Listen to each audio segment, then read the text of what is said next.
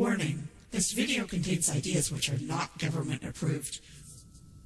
The convergence of globalization and technology has created a new brand of terrorism. There were persons who, for whatever reason, came to view their home country as the enemy. The kind of right-wing, religious-based domestic terrorism. Disturbing news tonight about homegrown terror. Part of this is big change in the White House, a new cultural experience, and some of the crazies are coming out of their closet.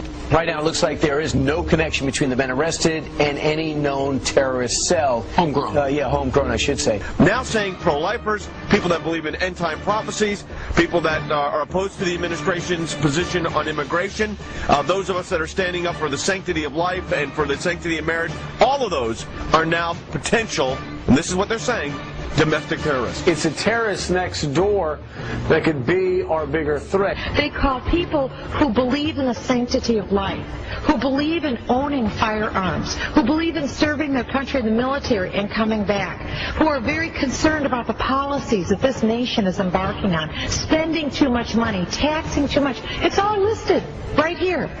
These are the domestic right-wing extremists. 1 million names under the watchful eye of the United States. America's so-called terrorist watch list has hit the record number, according to one of the country's most prominent civil liberties groups. That's a lot of people to keep track of. They're adding new people all the time. It's a secret list that you don't know really quite how one gets on, and you don't know how you get off. In May 2007, President Bush signed the National Security Presidential Directive 51. The unclassified portion of NSPD 51 states that in the event of catastrophic emergency, a cooperative effort among the executive, legislative, and judicial branches of the federal government, coordinated by the president, will replace normal governmental procedure. Beginning in October, the Army plans to station an active unit inside the United States. The 3rd Infantry Division's 1st Brigade Combat Team has spent 35 of the last 60 months in Iraq. The Army unit may be called upon to help with civil unrest and crowd control. Army Times reporting, quote, they may be called upon to help with civil unrest and crowd control or to deal with potentially horrific scenarios, end quote. NORTHCOM, the Northern Command that came into being in October of 2002, when that came in, people like me were concerned that the Pentagon was going to use its forces here in the United States, and now it looks like, in fact, it is, even though on its website it says it doesn't have units of its own. Now it's getting a unit of its own. H.R. 645, titled the National Emergency Centers Act, directs the Secretary of Homeland Security to establish national emergency centers throughout the United States. The bill directs these camps to be built in existing military installations, whether operational or not, for the stated purpose of providing temporary housing and to meet other appropriate needs as determined by the Secretary of Homeland Defense.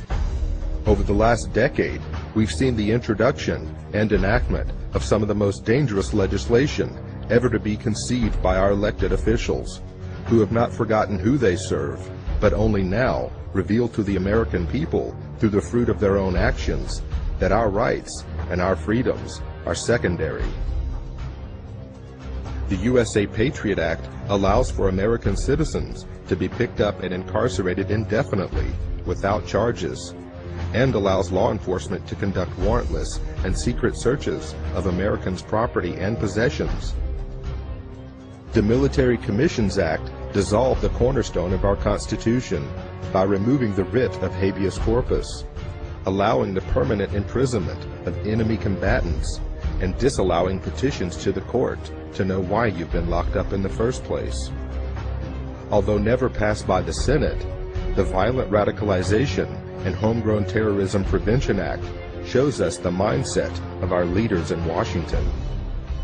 If passed into law, the bill would make public demonstrations and protesting into an act of terrorism and label the organizers as thought criminals and potential homegrown terrorists. Now that the federal government has the authority to sneak, snatch, and lock up its own citizens, a new bill has been introduced by Congress that gives the feds a place to hold those outspoken dissenters and potential domestic terrorists. The National Emergency Centers Establishment Act, or H.R. 645, allocates military bases to be converted into FEMA emergency centers. It also mandates that these camps be built complete with public works, medical, and educational facilities, just like the Japanese internment camps of the 1940s. If we look at American history between 1942 and 1947, the data that was collected by the Census Bureau was handed over to the FBI and other organizations at the request of President Roosevelt. And that's how the Japanese were rounded up and put into the internment camps.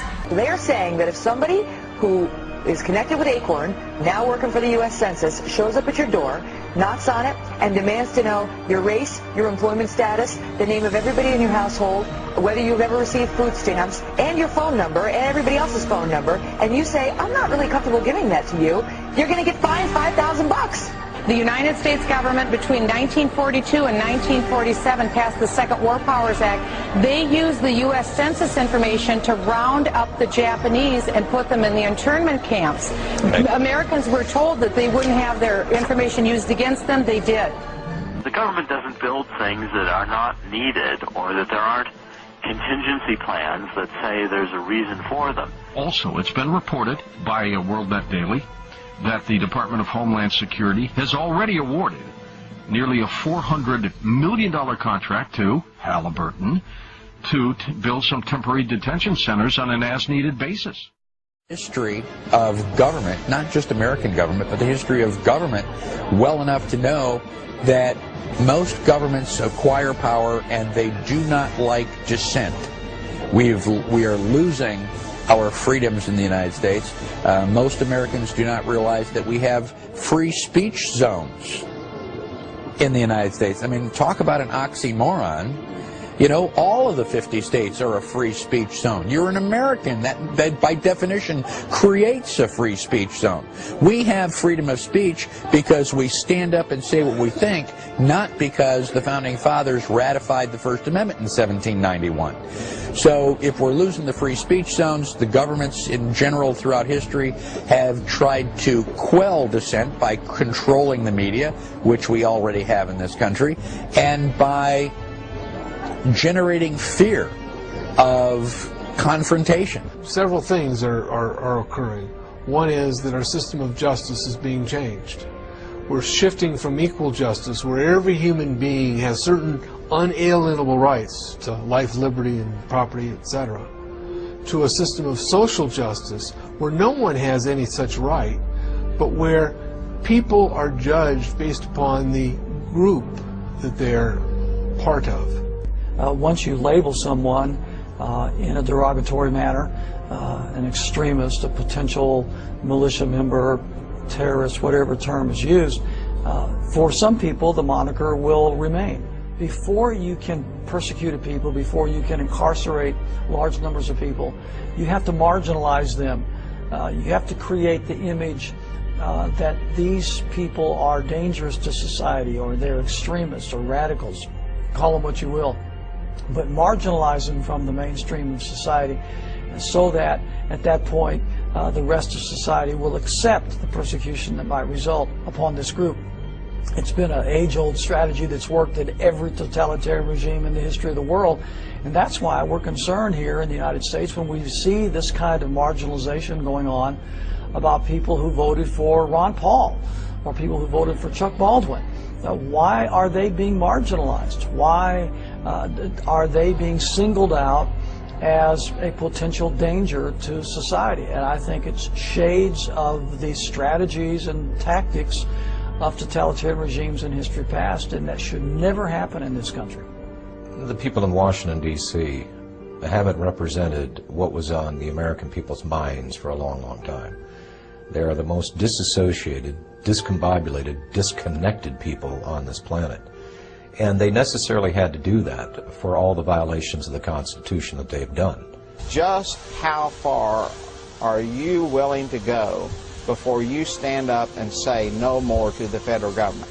Our founders actually intended for the federal government to be very small and limited, and that most of the service of government was to be done in the states. And so I think there's probably a growing conflict between states and the federal government. And I think there's some really good reason for the federal government to be concerned right now, because I think there are a lot of people in the United States that are beginning to say, Where are we going to draw the line in the sand and say no more to the federal government?